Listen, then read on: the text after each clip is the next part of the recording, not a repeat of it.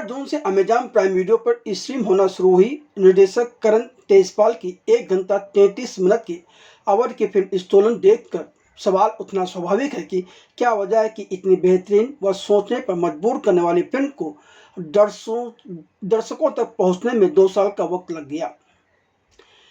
यह फिल्म पहली बार अगस्त 2023 में जब एक इंटरनेशनल फिल्म फेस्टिवल में दिखाई गई थी तो लोगों ने खड़े होकर तालियां बजाते हुए कहा था कि इस फिल्म ने तो उन्हें हिला कर रख दिया। उसके बाद अब तक इस फिल्म ने 2 दर्जन से अधिक इंटरनेशनल फिल्म फेस्टिवल में शिरकत की और कई अवार्ड अपनी झोली में किए। फिर भी इस फिल्म को सिनेमाघरों में जगह नहीं मिली। OTT पर भी इस फिल्म को तब जगह मिल पाई है जब इस फिल्म के साथ किसी न किसी रूप में अनुराग कश्यप, विक्रमादित्य मोटवाने व किरण राव के नाम शामिल हुए। ऐसा क्यों होता है? अच्छी फिल्मों के साथ ऐसा क्यों होता है? यह एक ऐसा सवाल है जिसका जवाब फिल्म इंडस्ट्री से जुड़े लोगों के साथ साथ हर उस आम इंसान को ढूंढना चाहिए जो कि अच्छा सिनेमा देखना चाहता है। हमने फिल्म स्टोलन देख ली है और आज हम आप सभी के लिए इस वीडियो में फिल्म स्टोलन की रिव्यू लेकर आए हैं। फिल्म स्टोलन एक ऐसी फिल्म है जो कि आपको पूरे समय तक न सिर्फ बांध कर रखती है बल्कि फिल्म खत्म होने के बाद भी यह आपके दिलो दिमाग में बैठी रहती है। कई सवाल आपके दिमाग में उठते रहते हैं और मतलब यह फिल्म कहीं ना कहीं आपको पूरी तरह से हिला कर रख देती है। और आप जबकि इस फिल्म में ऐसा कुछ नहीं बताया गया जो कि आपने ना देखा हो, जिससे आप वाकिफ ना हो, फिर भी यह लेखक और निर्देशक की खूबी है कि उसने उन तथ्य को, सच को इस तरह से पेश किया है कहानी के रूप में कि आप बंधे रह जाते हैं और उससे अलग हो ही नहीं पाते हैं। यही कहानी होनी चाहिए जो आपके साथ जुड़ी रहे। अपराध थ्रिलर फिल्म स्टोलन कोई आम मसाला फिल्म नहीं है। यूँ तो अवसादपूर्ण फिल्म स्टोलन एक महिला की 5 माह की बेटी की चोरी होने से शुरू होती है, पर इसमें अल्पसंख्यक द्वारा अपने हक की लड़ाई लड़ने, बच्चे की चोरी, अन्याय, मॉब लिंचिंग, किराए की कोख, सोशल मीडिया के खेल के साथ ही इंसानी भरोसे, इंसानी विवेक व इंसानियत तक की बात की गई है। स्टोलन देखने के बाद अगर यह कहा जाए कि करण तेजपाल ने अपनी फिल्म स्टोलन के माध्यम से उस कहानी को कहने का साहस दिखाया है जिसे कहा जाना चाहिए, यह महज कहानी नहीं बल्कि कटु सत्य है। गौरव ढिंगरा निर्मित यह फिल्म किरदारों की प्रति सहानुभूति जगाने के साथ ही हर इंसान को सोचने पर मजबूर करती है। अब सवाल यह है कि इस फिल्म की कहानी क्या है। तो कहानी बहुत साधारण सी आपको नजर आ सकती है। स्टोलन की कहानी के केंद्र में 2 भाई, गौतम बंसल जो कि अभिषेक बनर्जी ने निभाया है और रमन बंसल जिसे शुभम वर्धन ने निभाया है, तथा एक आदिवासी महिला झुम्पा महतो जिस किरदार में मियाँ मैनेजर है। इन 3 किरदारों के इर्द गिर्द पूरी कहानी है। फिल्म की शुरुआत राजस्थान के एक छोटे शहर के रेलवे स्टेशन के प्लेटफॉर्म से होती है। रात का वक्त है। उस इलाके का एक अमीर इंसान गौतम, जिसे कि हमने पहले कहा कि अभिषेक बनर्जी ने निभाया है, अपनी SUV गाड़ी से अपने छोटे भाई व फोटोग्राफर रमन को लेने के लिए स्टेशन पर आया है, जिसकी फ्लाइट छूट जाने पर उसे मजबूरन ट्रेन से आना पड़ा है क्योंकि इन दोनों की मां की अगले दिन शादी है और मां चाहती है कि दोनों बेटे शादी के समय मौजूद रहें। गौतम को बस इस शादी समारोह के समय पर घर पहुंचने की जल्दी है और सारा उसका दिमाग वहीं पर लगा हुआ है, लेकिन यह प्लेटफॉर्म पर अलग झमेला हो गया है।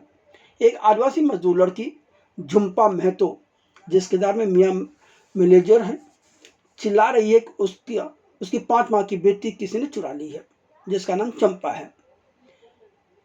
और गौतम जो है तुरंत वहां से निकलना चाहता है। गौतम चाहता है कि रमन तुरंत उसके साथ चल दे। गौतम को झुम्पा की परेशानी से कोई संबंध नहीं है, कोई लगाव नहीं, कोई इमोशन नहीं है, लेकिन रमन था इमोशनल युवक। वह अपनी माँ के शादी की तुलना में अपने मानवीय व्यवहार को प्राथमिकता देते हुए महिला को उसके खोए हुए बच्चे को खोजने में मदद करने की पेशकश करता है, जबकि विशेषाधिकार प्राप्त वर्ग का एक व्यवहारिक व्यक्ति यानी कि गौतम अपने छोटे भाई को इस पचड़े में फंसने से रोकने की कोशिश करता है। क्यों खोया हुआ बच्चा या इस मामले में कोई भी अन्य मुद्दा हो जो उसे चिंतित नहीं करता है। अतः अंततः रमन के जोर देने पर गौतम झुंपा के बच्चे की तलाश करने में मदद करने की कोशिश करने लगता है, पर यह दोनों उलझकर रह जाते हैं। सबसे पहले तो झुंपा अपहरणकर्ता होने के लिए रमन को दोषी ठहराती है और वह अनजान में यह साबित करता है कि वह अपहरणकर्ता नहीं है। रमन को एक लापता बच्चे के इस झमेले में घसीटा जाता है क्योंकि वह मुख्य गवाह है जिसने एक महिला को एक छोटे बच्चे के साथ भागते हुए देखा था। जैसे ही पुलिस हस्तक्षेप करती है, कहानी सबसे रोमांचक मोड़ से गुजरने लगती है, जो एक खोए और पाए गए मामले पर केंद्रित है, लेकिन फिर भी फिल्म में कई सामाजिक और नैतिक मूल्यों पर टिप्पणी की गई है। तो वहीं दोनों भाइयों को अज्ञात शत्रुओं से जूझना पड़ता है। एक मोड़ पर वह झुंपा की जिंदगी बचाने की कोशिश करते हैं, तो फिर उनके साथ दिल दहला देने वाली घटनाएं घटती हैं जब अनियंत्रित भीड़ उन पर बेखौफ होकर बेरहमी से हमला करती है। इस बीच कहानी में एक मोड़ वह भी आता है जब झुंपा अपने पास से हथौड़ी कुल्हाड़ी निकाल लेती है, पर अंत क्या है यह तो फिल्म देखने पर ही पता चलेगा, क्योंकि हम यहाँ पर कोई स्पॉइलर नहीं देना चाहते। 93 मिनट की फिल्म स्टोरी के लेखक व निर्देशक की इस बात के लिए प्रशंसा की जानी चाहिए कि यह फिल्म अंत तक दर्शक को बांध कर रखती है। दर्शक फिल्म देखते हुए चोरी हुई 5 माह की बच्ची के बारे में नहीं सोचता कि उसका क्या हुआ होगा, बिना माँ के इतनी छोटी बच्ची किस हालत में होगी, बल्कि सभी के मन में एक ही जिज्ञासा बनी रहती है कि अब क्या होगा। झुंपा को उसकी खोई हुई बेटी मिलेगी या नहीं मिलेगी, कौन जिंदा बचेगा। करण तेजपाल ने फिल्म में कहीं कोई उपदेशात्मक भाषणबाजी नहीं रखी है और न ही अपनी इस फिल्म में किसी भी समस्या का कोई समाधान ही दिया है, बल्कि उन्होंने असहज सच्चाई का चित्रण किया है।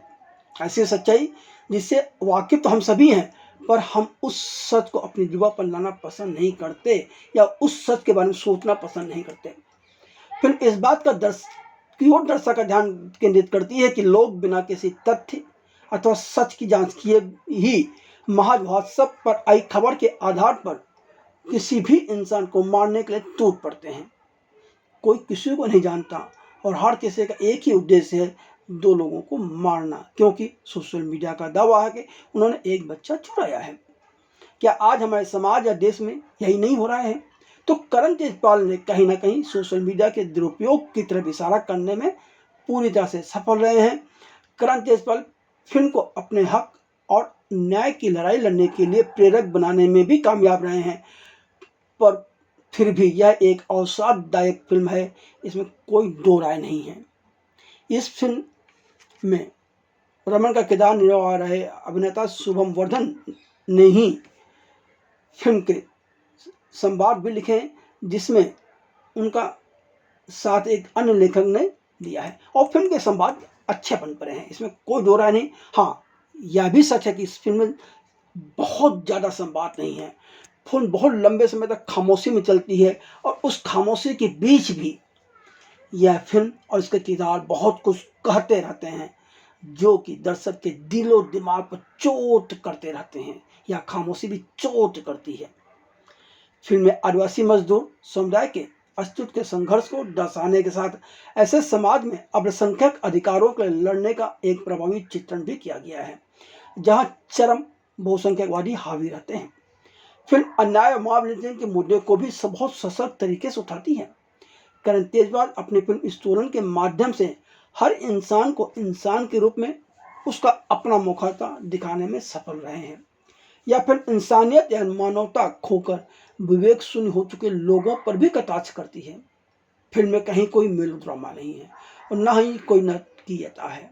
निर्देशक करण तेजपाल अपनी पहली फिल्म में एक माँ के रूप में अपने बच्चे की तलाश में उसके दर्द और हताशा को आपको महसूस कराते हैं। यह एक जो है झुंपा का किरदार एक ऐसा किरदार है जो आसानी से मेलोड्रामा में बदल सकता था। दूसरा कोई फिल्मकार होता तो उसे बहुत कुछ मेलोड्रामा करवाता, पर करण तेजपाल ने ऐसा कुछ भी नहीं किया है।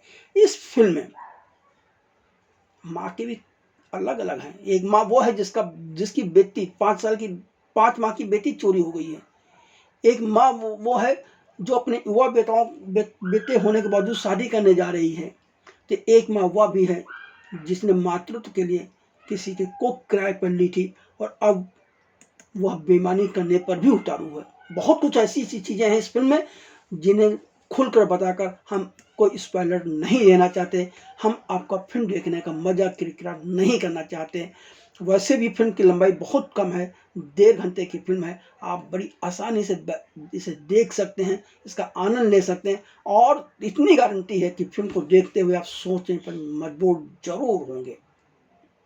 जी हाँ, करण तेजपाल ने अपनी तरफ से पूरी कोशिश की है कि कुछ भी कमियां न रहने पाए, पर ऐसा कभी हुआ है कमियां न रहे? फिल्म में कमियां भी हैं, कई दृश्यों में दोहराव भी है। क्लाइमेक्स से पहले फिल्म अपने मूल कथानक से थोड़ा भटक जाती है, पर फिर थोड़ी देर में वापस आ जाती है। फिल्म की एडिटिंग भी थोड़ी गड़बड़ है।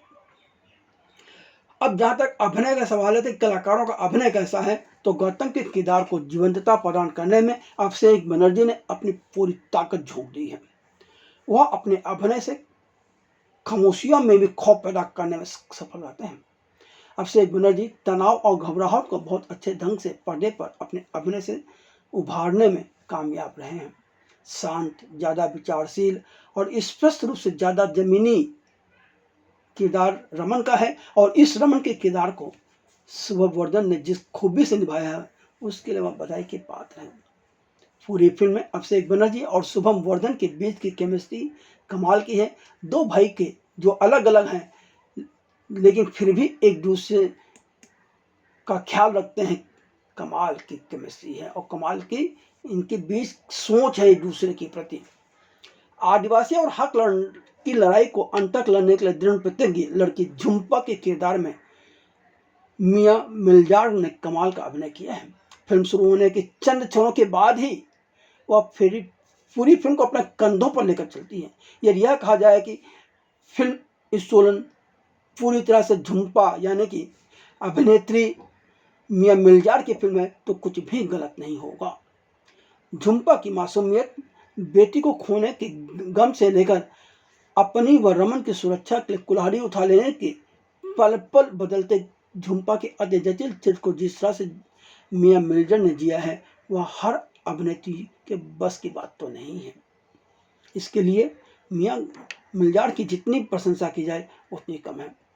पूरी फिल्म में आंसू बहाकर मेलोड्रामा युक्त अभिनय करने का प्रयास मियां मिर्जार ने एक भी दृश्य में नहीं किया है, जब उसके पास यह सब करने के मौके थे पर उसने ऐसा कुछ नहीं किया।